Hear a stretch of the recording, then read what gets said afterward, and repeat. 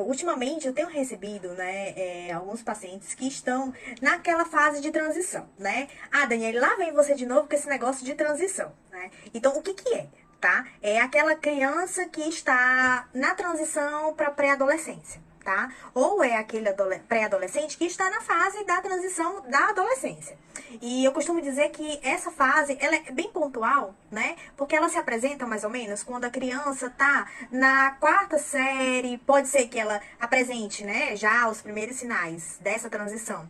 Quando ela entra na quarta série, né? Ou então quando ela está então, final da quarta série, início da quinta, ou até mesmo, né, a gente já tem aí um processo quase que instalado na sexta série, certo? Então, nesses casos, né, várias características podem aparecer e vai depender de pessoa para pessoa, claro e evidente, porque nada segue uma receita, né? A gente não é nem comida.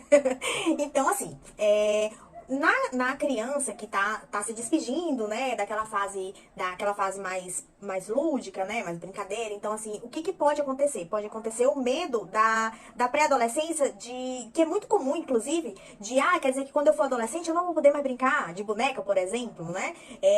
Não vou poder mais brincar de faz de conta, não vou poder mais ter medo. E aí, o que que pode evidenciar, né? Algumas crianças apresentam uma, entre aspas, tá? Regressão, tá? O que que seria essa regressão? Um apego maior aos brinquedos, né? A lembrança de que eu tenho que brincar mais de boneca, uma fala infantilizada, né? Uma fala muitas vezes de bebê, ou de perguntas assim, eu não sou mais o bebê da mamãe, né? Assim, essa fase da infância para pré-adolescência, eu costumo dizer até que essa é a primeira despedida, né? E aí, como é que a gente pode atuar, né? Primeiro que a gente fale sobre os possíveis medos, né? Investigue por que aquele comportamento está se apresentando daquela forma. E aí a gente chega na pré-adolescência para adolescência, né? Vai começar essa fase da pré para adolescência mais ou menos quando seu filho tiver no final da sexta série, né? Talvez na sétima série, também no segundo semestre. Alguns também já podem trazer muitas características fortes, né? Da adolescência na oitava. Então, assim, a gente tem, não é que é de uma hora para outra, tá? Não se enganem, porque nada acontece de uma hora para outra, certo? A gente sempre tem os primeiros sinais, né? Os sinais que nos avisam, os sinais que nos dão tempo de avaliar, de orientar, né? Para que essa passagem não seja traumática, não seja muitas vezes vivida de uma forma errada. Eu costumo até orientar de como é que a gente pode observar, né? A fase da pré-adolescência para a adolescência, ela costuma trazer duas características muito presentes, tá?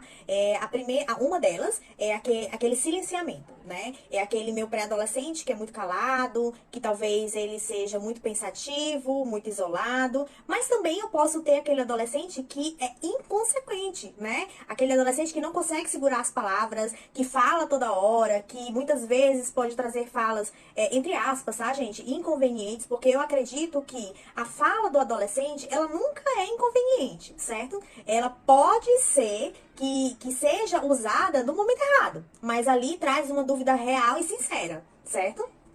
Aí eu falo numa perspectiva da adolescência, mas eu também sei, né, das nossas barreiras como adultos, né? Por quê? Porque muitos pais que estão com filhos adolescentes, né, ou não se lembram da sua adolescência, porque resolveram fazer um apagamento, né, apagamento dessas lembranças, talvez porque ou não foram vividas como gostariam, né, ou então passou aí pelo momento de anestesiamento, né? Que também é muito comum na adolescência, tá? O anestesiamento de querer silenciar os sentimentos, né? De querer adormecer as incomodações, né? As restrições, enfim.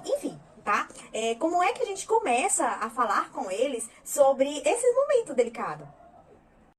Aí eu vou dar só uma dica para esse story não ficar longo, para você também sair desse Instagram e viver esse final de tarde que tá muito bonito, né? Ó, o pôr do sol hoje, inclusive, vai ser um pôr do sol bonitão, viu? Não perde, sai aqui já da rede social, do Instagram e vai viver lá fora com seu filho, certo? Então, assim, inclusive isso fica como uma dica também, tá? Mas a primeira dica de começar essa investigação, essa aproximação com seu filho adolescente, é falar como você pensava na sua adolescência, né? Como você vivia, as suas dúvidas, às vezes, os seus pensamentos mais inimagináveis quando você era adolescente, né? E depois explicar que é preciso sim viver dá medo, mas a gente tem que se lançar.